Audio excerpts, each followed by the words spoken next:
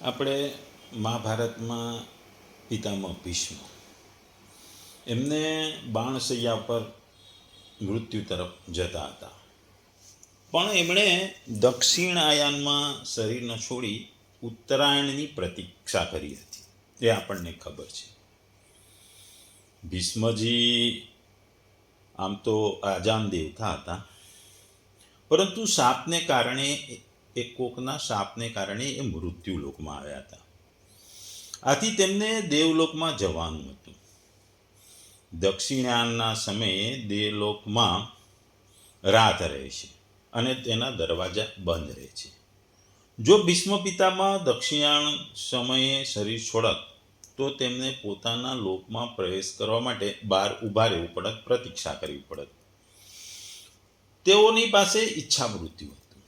આથી એમણે ત્યાં વિચાર્યું કે ત્યાં પ્રતીક્ષા કરવા કરતાં અહીં મહાભારતના યુદ્ધમાં કુરુક્ષેત્રના મેદાનમાં પ્રતીક્ષા કરવી સારી રહેશે. કારણ કે અહીં પ્રતીક્ષા કરતા રહેશે તો અહીં ભગવાન ખુદ કૃષ્ણ હતા એમના દર્શન રોજ થશે ને એમનો રોજ સત્સંગ પણ થશે, જે સત્સંગ એમના માટે ખૂબ જરૂરી હતો અને બધા માટે પણ જરૂરી હતો. એટલે એ ભગવાનના દર્શન અહીં થાય અને થતા રહે, એમનો સત્સંગ મળતો રહે, અને એ દરમિયાન જે દક્ષિણાયનના બદલે ઉત્તરાયણના સમયની રાહ જોવે તો એ લોકનો દેવલોકનો જે દરવાજો છે એ ખુલી જાય, અને ખુલી જાય એટલે એમને પ્રવેશ મળે. આમ વિચારીને એમણે પોતાનું શરીર દક્ષિણાયનમાં ન છોડી ઉત્તરાયણમાં છોડ્યું હતું. આપણે આગલા શ્લોકમાં ઉત્તરાયણની વાત કરી, હવે આ શ્લોકમાં દક્ષિણાયનની વાત કરીએ છીએ. આપણે જોઈએ છે કે અંધારામાં તમે તો ઘરમાં અંધારું હોય તો તમે તમારા ઘરમાં પણ કોઈ વસ્તુ લેવા એક રૂમમાંથી બીજા રૂમમાં જાઓ તો ભૂલા ભટકા પડી અને તમે દિવાલ સાથે કે બારણા સાથે અથડાવ છો. રસ્તા પર તમે ગાડી અંધારામાં ચલાવતા હોય કે ધુમ્મસવાળું વાતાવરણ હોય કે ધૂંધળું વાતાવરણ હોય તો પણ તમારે ગાડીના એક્સિડન્ટ થવાના ચાન્સીસ રહે છે. એટલે તમે તમારા રસ્તાથી ભટકી જાઓ છો. તમે રસ્તાથી ભટકી જાઓ એટલે તમારે એક્સિડન્ટ થાય, અથવા બીજા રસ્તે જતા રહો તો તમે રસ્તો ભૂલો પડી જાઓ. એ જ વાત જે અંધકાર છે, જે ધુમ્મસ છે, જે ધુમાડો છે, એ અજ્ઞાનતા છે, એની વાત આ શ્લોકમાં ભગવાન આપણને કહે છે. ભગવદ્ ગીતાનો અધ્યાય 8મો શ્લોક 25મો. ધૂમો રાત્રિસ્થા કૃષ્ણ ષટ્માસા દક્ષિણાયનમ તત્ર ચાંદ્રમસમ જ્યોતિર્યોગી પ્રાપ્ય નિર્વર્તે.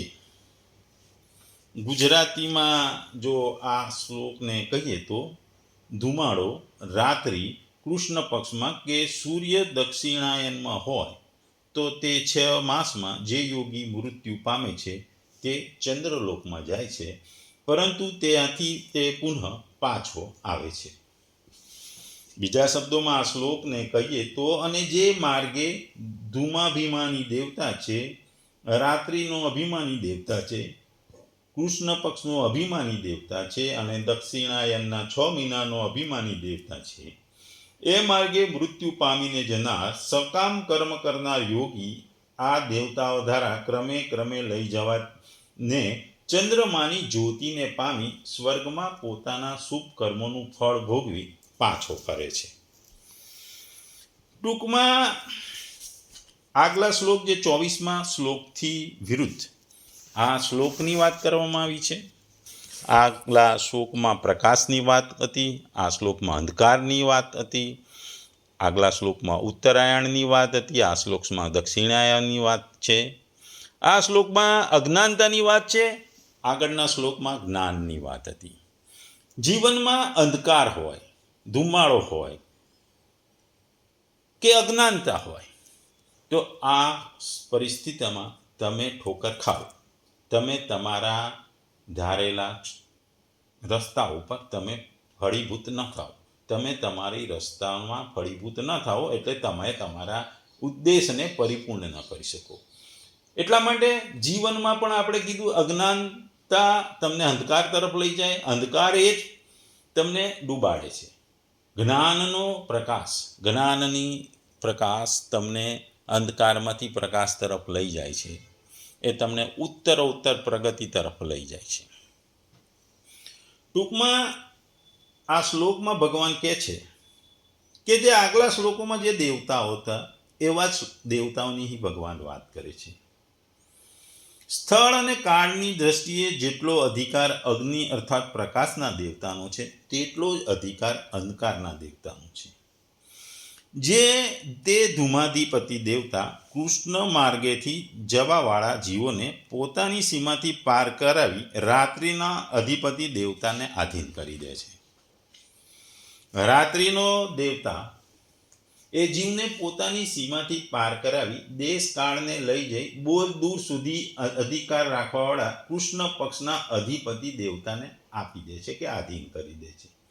અને એ દેવતા તે જીવને પોતાની સીમા પાર કરાવીને દેશ અને કાળની દ્રષ્ટિએ બહુ જ દૂર સુધી અધિકાર રાખવાવાળા દક્ષિણાયનના અધિપતિ દેવતાને સુપ્રત કરી દે છે. આ દેવતા એ જીવને ચંદ્રલોકના અધિપતિ દેવતાને સોંપી દે છે. આ રીતે કૃષ્ણ માર્ગે જવાવાળો તે જીવ ધુમાડો રાત્રિ, કૃષ્ણ પક્ષ અને દક્ષિણાયનના સ્થળોને પસાર કરતો કરતો ચંદ્રમાની જ્યોતિ અર્થાત જ્યાં અમૃતનું પાન થાય છે એવા સ્વર્ગાદી દિવ્ય લોકને પ્રાપ્ત થઈ જાય છે. અને પછી પોતાના પુણ્ય અનુસાર ન્યૂનાધિક સમય સુધી ત્યાં રહી અર્થાત ભોગ ભોગવી એ પાછો પૃથ્વીલોક પર એટલે કે માનવ લોકમાં પાછો ફરે છે. અત્યારના આપણે સમયમાં જોઈએ છે કે જે ચંદ્ર ઉપર મંગળ ઉપર જવા માટે ચંદ્રયાન મંગળયાન વગેરેનો આપણે ઈસરો દ્વારા પ્રયત્નો કરવામાં આવે છે. પણ આ એ ચંદ્રની વાત નથી, અહીં ચંદ્રમાની જ્યોતિની વાત છે. જ્યાં અમૃતનું પાન થાય છે એની વાત ભગવાન આ શ્લોકમાં કહે છે. આ જે ચંદ્રમંડળ દેખાય છે એ ચંદ્રલોક નથી, કારણ કે આ ચંદ્રમંડળ તો પૃથ્વીની ખૂબ જ નજીક છે. જ્યારે ચંદ્રલોક સૂર્યથી પણ બહુ ઉપર છે એ જ ચંદ્રલોકથી અમૃત આ ચંદ્રમંડળમાં આવે છે, જેનાથી શુક્લ પક્ષમાં ઔષધિઓ પુષ્ટ થાય છે. ટૂંકમાં ભગવાન આ શ્લોકમાં કહે છે કે ધુમાડો છે, અંધકાર છે, કે કૃષ્ણ પક્ષ છે, કે દક્ષિણાયન છે, આ અજ્ઞાનતા અંધકારના નિશાની છે. અને આ માર્ગે જનારો વ્યક્તિ ચંદ્ર ઉપર તો પહોંચી જાય છે અને ચંદ્ર ઉપર પહોંચ્યા પછી ત્યાં પોતાના અમુક સમય સુધી રહી એ ત્યાં ભોગો ભોગવી સુખ ભોગવી એ પાછો પૃથ્વીલોક ઉપર માનવ લોકમાં પાછો આવે છે. આગળ આપણે અગાઉના શ્લોકમાં દેવયાન પથ વિશે વાત કરી. દેવયાન પથ વિશે જે વાત કરી, યાન એટલે કે માર્ગ. આપણી પાસે મશીનો પણ આધુન જે ચંદ્ર પર જવાય, મંગળ પર જવાય. દેવયાન એટલે કે એક માર્ગ છે કે જેના દ્વારા તમે મુક્તિ તરફ લઈ જાય. બીજો માર્ગ છે પિતૃમાર્ગ, જે સ્વર્ગીય ગ્રહ તરફ લઈ જાય છે, પરંતુ એ મુક્તિ તરફ લઈ જતું નથી. એની વાત આ શ્લોકમાં ભગવાન કરે છે. ધૂમો રાત્રિ, કૃષ્ણ ધૂમો એ ધુમાડો છે, રાત્રિનો સંદર્ભ છે. રાત્રિ છે શ્યામ પખવાડિયા સુધી તે કૃષ્ણ પક્ષ છે. સન માસા દક્ષિણાયન, તેથી ઉત્તરાયણથી વિપરીત એ દક્ષિણાયન છે. અને આ તત્ર આ માર્ગે એ ચંદ્રની જ્યોતિને પામે છે. ચંદ્રની જ્યોતિને પ્રાપ્ત કર્યા પછી એ વ્યક્તિ ત્યાં જાય, ચંદ્ર ઉપર રહે, અને કહેવાય છે કે 10,000 વર્ષ સુધી રહે છે, એટલે અર્ધદેવની ગણતરી દ્વારા, અને પછી એ પાછો ફરે છે. યોગી પ્રપ્ય નિર્વર્તે, જે કોઈ યોગી સમયસર પોતાનું શરીર છોડવાનો પ્રયાસ કરે છે જે વધુ સારું છે, પરંતુ જો તે ચૂકી જાય તો પણ તેને શૂન્ય પરિણામ નહીં મળે. આવા યોગીઓને પણ પરિણામ મળે છે. પણ પરિણામ શું છે કે યોગી ચંદ્રલોકમાં ઉન્નત થઈ જાય છે. એનો અર્થ એ છે કે યોગીઓ સ્વર્ગમાં જાય છે, પરંતુ હેવનમાં રહ્યા પછી હેવન શાશ્વત નથી. તે લાંબા સમય સુધી ટકી રહે છે, પરંતુ એ શાશ્વત નથી. તેથી યોગીઓ પૃથ્વી પર પાછા આવે છે, અને એ રીતે યોગી પ્રાપ્ય નિર્વર્તે. ટૂંકમાં આ માર્ગ અંધકારનો માર્ગ છે, અજ્ઞાનતાનો માર્ગ છે. જીવનમાં પણ આપણે જોઈએ છે કે અંધકારમાં આપણને તકલીફ ચડે, લાઇટની જરૂર પડે, પ્રકાશની જરૂર પડે છે. એવી રીતે જીવનમાં પણ અજ્ઞાનતા તમને અધોગતિ તરફ લઈ જાય છે. અજ્ઞાનતા તમને જીવનમાં હંમેશા ખરાબ રસ્તે લઈ જાય છે. તમને કોઈ પણ વસ્તુનું જ્ઞાન ના હોય અને એના વિશે તમે અજ્ઞાનતા હો તો એ અજ્ઞાનતા દ્વારા તમે ખરાબ રસ્તે પહોંચો છો, ખાડામાં પડો છો. ટૂંકમાં એ કહેવાય કે ખાડામાં પડો છો. એટલે જીવનમાં પ્રકાશનું મહત્વ છે, એમ જ્ઞાનનું પણ મહત્વ છે. જ્ઞાન પ્રકાશ હંમેશા મહત્વના છે. જો આ શ્લોકને અજ્ઞાનતાના સંદર્ભમાં જોવાનો છે, આગલા શ્લોકને જ્ઞાનના સંદર્ભમાં કહ્યું છે. આગલા શ્લોક છે પ્રકાશ છે, અહીં અંધકારની વાત છે. પ્રકાશ ક્યારે મળે કે તમારામાં જ્ઞાન હોય, અને અંધકાર ક્યારે હોય તમારામાં અજ્ઞાનતા હોય. આ અજ્ઞાનતાથી જ્ઞાન મેળવવાની વાતમાં જ તમે અંધકારથી પ્રકાશ તરફ જઈ આવો. આપણે જોઈએ છીએ કે જીવનમાં આપણે રાત્રિના અંધકારમાં સુસુપ્ત અવસ્થામાં આપણે સૂઈ જાવ તો અર્ધ સુસુપ્ત અવસ્થામાં હોય છે, આપણે કશું કરતા નથી. અને જેમ આપણે ઉત્તરાયણ પછીનો દિવસોની વાત કરીએ, 6 મહિના દિવસો લાંબા હોય છે, એટલે પ્રકાશ વધારે સમય દિવસ દરમિયાન હોય છે, અંધકાર રાત્રિનો સમય નાનો હોય છે. પણ જ્યારે દક્ષિણાયણમાં જાઓ ત્યારે ધીરે ધીરે એ દિવસનો સમય ટૂંકો થઈ જાય, અંધકારનો સમય વધતો જાય છે. અને એની વાત આ શ્લોકમાં ભગવાન કહે છે.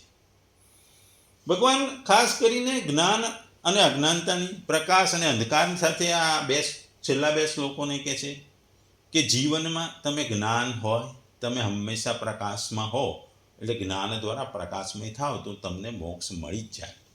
એમાં કોઈ નડે નહીં, કોઈ વસ્તુ નડે નહીં. કારણ કે પ્રકાશ એ જ્ઞાનનું છે અને પ્રકાશ એ જ્ઞાનના માર્ગની વસ્તુ છે. એટલે ટૂંકમાં ભગવાન અહીં જે કૃષ્ણ માર્ગનું વર્ણન કરે છે તે શુક્લ માર્ગ, જે આગલા શ્લોકની સરખામણીમાં જે વાસ્તવમાં તો આ માર્ગ ઊંચા લોકોમાં જવાનો છે. સામાન્ય રીતે જાણીએ છીએ કે મનુષ્ય મૃત્યુલોકમાં જન્મ લે છે. સામાન્ય મનુષ્ય મર્યા પછી મૃત્યુલોકમાં જન્મ લે છે. જેઓ પાપી હોય છે તેઓ આસુરી યોનિમાં જાય છે, અને તેમનાથી પણ જે અધિક પાપી હોય છે તે નરક કુંડોમાં જાય છે. આ બધા જીવો કૃષ્ણ માર્ગે જવાવાળા બહુ શ્રેષ્ઠ છે. તેઓ ચંદ્રમાની જ્યોતિને પ્રાપ્ત થાય છે. કહેવાનો મતલબ એ છે કે સંસારમાં જન્મ મરણના જેટલા માર્ગોમાં આ કૃષ્ણ માર્ગ એટલે કે ઉર્ધ્વ ગતિનો હોવાથી શ્રેષ્ઠ છે અને બીજાની તુલનામાં પ્રકાશમય છે. એટલે આપણે કે જે ખરાબ વસ્તુ હોય છે એમાં પણ એક સારી વસ્તુ, જે સૌથી સારી વસ્તુ હોય એટલે કે આ કૃષ્ણ માર્ગ. કૃષ્ણ માર્ગથી પાછા ફરતી વળાએ તો જીવ પહેલા આકાશમાં આવે છે, પછી તે વાયુને આધીન થઈ જાય ને પછી વાદળોમાં આવે. વાદળોમાં વર્ષા દ્વારા ભૂમંડળ એટલે કે પૃથ્વી પર આવીને વરસે, પછી એ અન્નમાં પ્રવેશે, પાણી અન્નમાં પ્રવેશે, પછી ક્રમાનુસાર પ્રાપ્ત થવાળી યોનિના પુરુષમાં અન્ન દ્વારા પ્રવેશ કરે, અને એ પુરુષ દ્વારા સ્ત્રી જાતિમાં જઈ શરીર ધારણ કરી જન્મ લે છે, અને પછી આ જન્મ મરણનું ચક્ર હંમેશા ચાલતું રહે છે. આ જન્મ મરણના ચક્રમાં માણસ ફસાયેલો રહે છે. અહીં ભગવાને સકામ મનુષ્યને પણ યોગી શા માટે કહેવામાં આવ્યો છે એના 3 કારણો છે. ગીતામાં ભગવાને મરનાર પ્રાણીઓની 3 ગતિ બતાવી છે. એક ઉર્ધ્વ ગતિ, મધ્ય ગતિ અને અધોગતિ. એમાંથી ઉર્ધ્વ ગતિનું વર્ણન આ શ્લોકમાં કર્યું છે. મધ્ય અને અધોગતિથી ઉર્ધ્વ ગતિ શ્રેષ્ઠ હોવાને કારણે અહીં સકામ મનુષ્યને પણ યોગી કહેવાય છે. બીજું, જે કેવળ ભોગને ભોગવવા માટે જ ઊંચા લોકમાં જાય છે, તેણે સંયમપૂર્વક આ લોકમાં ભોગોનો ત્યાગ કર્યો છે, અને એ ત્યાગથી અહીંના ભોગોના મળવા અને ન મળવામાં સમતા થઈ જાય છે, અને આ આંશિક સમતાને લીધે અહીં યોગી કીધો છે. ત્રીજી વસ્તુ, જેમનો ઉદ્દેશ પરમાત્માની પ્રાપ્તિનો છે, પરંતુ અંતકાળમાં કોઈ સૂક્ષ્મ ભોગ વિલાસને કારણે તેઓ યોગથી વિચલિત થઈ મનવાળા થઈ જાય છે, તો તેઓ બ્રહ્મલોક વગેરે ઊંચા લોકમાં જાય છે, ત્યાં બહુ સમય રહે છે, પછી પાછા ભૂમંડળ પર આવીને શુદ્ધ શ્રીમંતના ઘરમાં જન્મ લે છે. એવા યોગ ભ્રષ્ટ મનુષ્યોનો પણ જવાનો આ જ માર્ગ હોવાથી સકામ મનુષ્યને પણ યોગી કહે છે. ટૂંકમાં જે આપણે બે છેલ્લા શ્લોકમાં જે વાત કરી છે, આગલા શ્લોકમાં અને આ શ્લોકમાં, એ બે માર્ગ છે. એક દેવતાઓનો માર્ગ છે, એક પિતૃઓનો માર્ગ છે, એવું કહેવાય છે. પણ દરેકની છેલ્લી ઈચ્છા તો શું હોય કે પરમેશ્વરની પ્રાપ્તિ, પરમાત્માની પ્રાપ્તિ. પણ પરમાત્માની પ્રાપ્તિ તમને ક્યારે થાય કે તમે હંમેશા સારા કર્મ કરો, સારું કામ કરો, તમારી યોગમાં તમે સફળ રહો, તમે જ્ઞાન મેળવો અને જ્ઞાનને હંમેશા વધારતા રહો. પણ જો તમે અંધકારમય જીવન જીવતા હોય, એટલે કે ખરાબ જીવન જીવતા હોય, તમારામાં અજ્ઞાનતા હોય, તમે અંધકારમય બની ગયા હોય, તો તમે મોક્ષ પ્રાપ્તિ કરી ના શકો. કારણ કે મોક્ષ પ્રાપ્તિ માટે અંધકારની સામે તમારે પ્રકાશની જરૂર છે, અજ્ઞાનતા સામે જ્ઞાનની જરૂર છે. એટલે ભગવાને અહીંયા દક્ષિણાયન માર્ગથી જનાર યોગી કહ્યો છે. સ્વર્ગની પ્રાપ્તિ માટે પુણ્ય કર્મ કરે પુરુષ તો પોતાના અહિક ભાવોની પ્રવૃત્તિનો તો નિરોધ કરે છે. એ દ્રષ્ટિએ તેને પણ યોગી કહેવાય. ટૂંકમાં પાછા નહીં આવનાર સાધકનું માર્ગનું વર્ણન આગલા શ્લોકમાં કર્યું, અને આ શ્લોકમાં ભગવાન જે સાધકો પાછા કરે છે, એ જે પાછા આવે છે, પૃથ્વીલોક પર પાછા આવે છે, એની વાત કરી છે. અહીં ભગવાને ધૂમપથ એ ધૂમાભિમાની દેવતાનું, એટલે કે અંધકારના અભિમાની દેવતાનું વાચક છે. અહીં રાત્રિ પદનો પણ રાત્રિના અભિમાની દેવતાનું વાચક છે. તેમનું સ્વરૂપ અંધકારમય છે. આગળ કૃષ્ણ પક્ષ અભિમાની દેવતાનું વાચક છે. તેમનું સ્વરૂપ પણ અંધકારમય છે.